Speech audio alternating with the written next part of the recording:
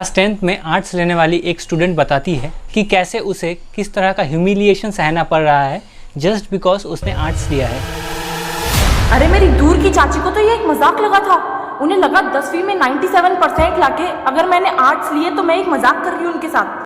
आए दिन हमें ये सुनने को मिलता है कि टीचर साइंस स्टूडेंट्स के कंपैरेटिवली आर्ट्स को उतना इम्पोर्टेंस नहीं देती है एंड अदर स्ट्रीम के स्टूडेंट्स भी उन्हें अलग नज़र से देखते हैं। ऐसा क्यों है एंड इसके पीछे रीज़न क्या है, इसके बारे में आज हम जानने वाले हैं इस वीडियो में। हमारे स्कूल में भी इवन कभी कभार हम भी ऐसा करते थे, भाई देखो झूठ नहीं बोलेंगे, कि हम आर्ट्स वालों को हमेशा से देखते थे यार इसके मार्क्स कम आए। प्रॉब्लम ये नहीं है कि कोर्स कितना पॉपुलर है, प्रॉब्लम यह है कि इस कोर्स की वजह से इतनी दिक्कतें झेलनी पड़ी है स्टूडेंट्स को, स्पेशली एक नौकरी ढूंढने के लिए। आर्ट्स में भी आज के बहुत स्कोप है, वो करना है। जीनियस। एक मिनट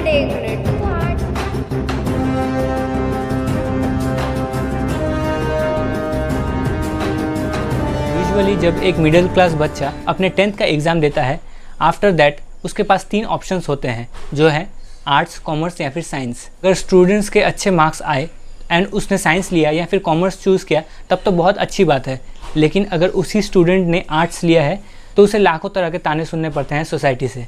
इससे सबसे बड़ा प्रॉब्लम पेरेंट्स को होता है, क्योंकि द सो कॉल्ड समाज में उनकी इज्जत क्या रह जाएगी जब लोगों को पता चलेगा कि उनके बच्चे ने आर्ट्स लिया है। यहाँ सबसे बड़े दुश्मन ये रिलेटिव्स भी है जो ये मेंटालिटी लेकर घूमते हैं कि ह्यूमैनिटीज़ मतलब बच्चा पढ़ने में ज़रूर कमज़ोर होगा। लोग ह्यूमैनिटीज़ को एक एक्सेप्शनल नज़र से देखते हैं या फिर उस कैटेगरी के मानते हैं, मतलब जिसका कोई एम नहीं है वही आर्ट्स लेता है।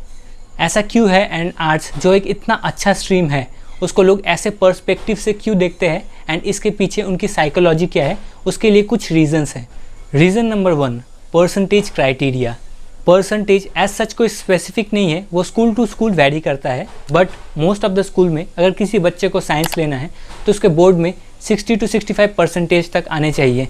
लेकिन आर्ट्स के लिए एज सच कोई ऐसा स्पेसिफिक क्राइटेरिया नहीं है। आप अगर जस्ट पास हो या फिर आप फेल होकर डिटेल्स भी क्यों ना दे चुके हो फिर भी आपको आर्ट्स ज़रूर मिल जाएगा। That is the reason why लोगों को लगता है कि आर्ट्स ज़्यादा से ज़्यादा बेकार बच्चे ही लेते हैं या फिर कम इंटेलिजेंट बच्चे लेते हैं।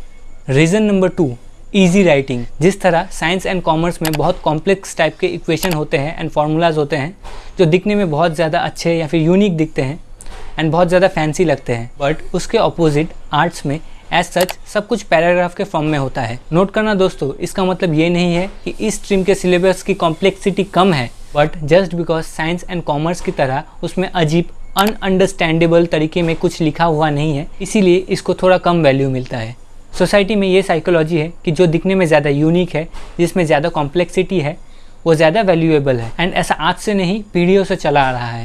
थर्ड एंड सबसे बड़ा रीज़न, जॉब अवेलेबिलिटी। कुछ सालों में हमें आईटी का बूम देखने को मिला है, कैसे टेक्नोलॉजी एंड एआई सारे जॉब्स को ले रही है। इन्हीं कुछ सालों में हमें स्टूडेंट्स में साइंस लेकर आईआईटी में इंजीनियरिंग करने का जोश भी बहुत ज़्यादा देखने को मिला है। एक रिसर्च की माने तो जेईई मेंस जो एक इंजीनियरिंग एग्ज़ाम है उसके लिए हर साल 10 लाख से ज़्यादा लोग अप्लाई करते हैं एंड उनमें से कुछ ही परसेंटेज ही जेईई एडवांस तक पहुंच पाते हैं। एंड शॉकिंग बात तो ये है कि आईआईटी में ऑल टोटल कुछ 70 to 20,000 सीट्स ही है। आप ही सोचिए, यहाँ इतनी कंपटीशन होने के बाद भी कुछ ही स्टूडेंट्स को सीट मिलता है। जहाँ आईटी सेक्टर में काम करना एक ऑक्यूपेशन नहीं स्टेटस बन गया है, वहाँ कोई स्टूडेंट अगर दूसरा पाथ फॉलो करता है तो लोग उसको अलग मेंटालिटी से क्यों नहीं देखेंगे। देखो, सोसाइटी का रिएक्ट करना जायज़ है क्योंकि वो जो सुनेंगे एंड देखेंगे उसी तरीके से रिएक्ट करेंगे, लेकिन यहाँ ध्यान देने की बात यह है कि इन सब के बीच सच क्या है।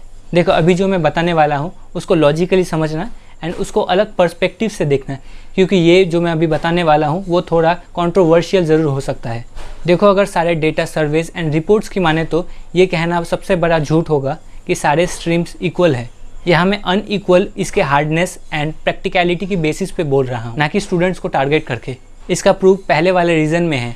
आपको पता ही है, साइंस लेने के लिए एक स्टूडेंट को 10th के बाद अच्छे मार्क्स स्कोर करने पड़ते हैं। आप ही सोचिए, जो स्टूडेंट अपने बोर्ड्स में अच्छे मार्क्स स्कोर करता है डेफिनेटली उसने मेहनत बहुत ज़्यादा की होगी। इससे ये बहुत क्लियर होता है कि साइंस लेने वाले ऑलमोस्ट एवरेज स्टूडेंट जो है वो मेहनत करने वाले होते हैं, जो कि इस स्ट्रीम को पेरेंट्स की नज़र में एक बहुत ही रेप्यूटेटेड एंड रेस्पेक्टफुल स्ट्रीम बना देता है। ध्यान देना दोस्तों, मैंने मेहनत करने वाले स्टूडेंट्स की बात की है, इंटेलिजेंट नहीं। एंड इसके ऑपोजिट ऑन एन एवरेज जो देखा गया है कि आर्ट्स में कुछ ही स्टूडेंट्स को छोड़कर बाकी सब केयरलेस मेंटालिटी के रहते हैं, जिनको पढ़ाई से कोई उतना फ़र्क नहीं पड़ता है। एक सर्वे के हिसाब से कोविड के पहले तक majority of the student 10th के बाद आर्ट्स चूज़ करते थे as a stream, but after covid एक शॉकिंग रिजल्ट देखने को मिला है जहां स्टूडेंट्स में एक ड्रास्टिक चेंज आया है।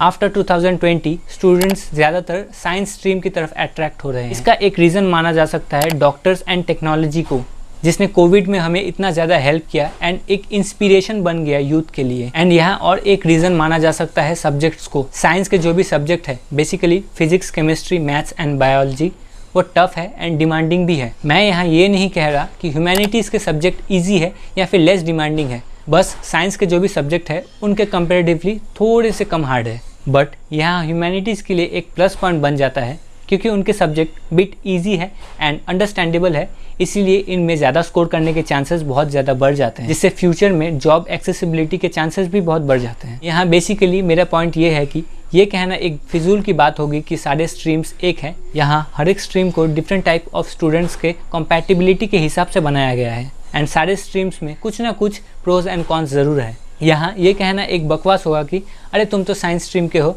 तुम्हें सिर्फ पढ़ना आता है, या फिर अरे तुम तो आर्ट्स स्ट्रीम के हो, तुम्हारे सब्जेक्ट बहुत ज़्यादा ईजी है। देखो, अगर सक्सेसफुल या फिर इंटेलिजेंट होने की बात है तो वो कभी कोई स्ट्रीम्स नहीं बनाता। दुनिया में ऐसे भी बहुत सारे इंसान हैं जिन्होंने आर्ट्स लिया है एंड साथ ही साथ इतिहास रच दिया है।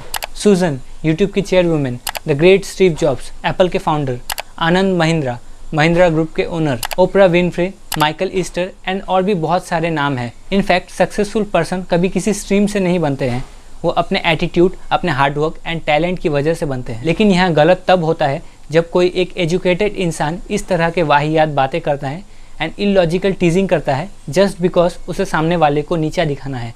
आई होप आपको मेरा वीडियो ज़रूर पसंद आया होगा एंड मैं अपने सब्सक्राइबर्स से यही रिकमेंड करूँगा कि कभी भी इस तरह की इलॉजिकल चीज़ें ना करें एंड कभी भी इन टाइप के इलॉजिकल चीज़ों को बढ़ावा ना दे।